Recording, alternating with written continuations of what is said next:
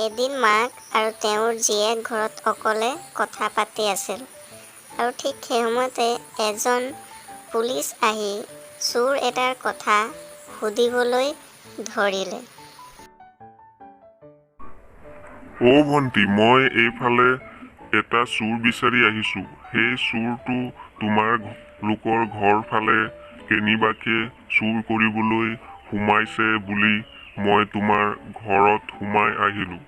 তুমি এইফালে কেনিবাকে চোৰ এটা পলাই যাবলৈ দেখিছা নেকি ভণ্টি?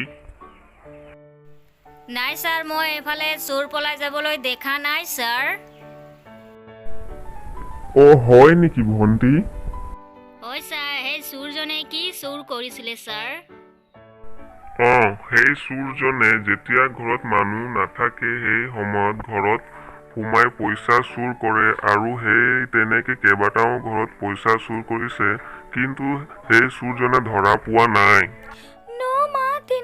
কেতিয়াবা সেই চোৰজনে আমাৰ ঘৰতো চুৰ কৰিবলৈ সোমাব চাগে। হয় বিনা, সোমাব পাৰে। ছাৰ, এই চোৰজনৰ পৰা আমি ৰক্ষা পাবৰ কাৰণে কি কৰিব লাগিব ছাৰ? হয়, মানুহে নিজৰ টকা পইচা খিনি ঘৰত জমা নথৈ নিজৰ বেংক একাউণ্টত জমা থব লাগে, যাতে পইচা চুৰ নহয়।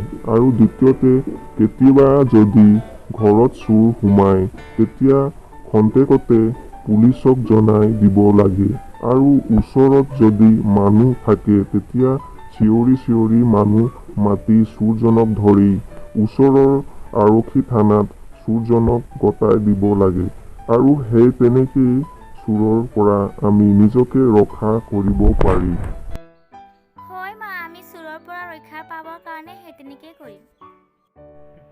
হয় বিনা, চোৰৰ পৰা কেনেকৈ ৰক্ষা পাম আজি আমি ছাৰৰ পৰা জানিবলৈ পালো। ছাৰ, ধন্যবাদ। হ'ব, মই আহোঁ তেনে।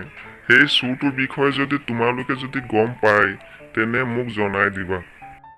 সেই তেনেকৈ কৈ আৰক্ষীজনে তাৰ পৰা গুচি গ'লে আৰু আমি ইয়াৰ পৰা জানিব পাৰিলোঁ যে চোৰৰ পৰা আমি কেনেকৈ নিজকে ৰক্ষা কৰিব পাৰিম।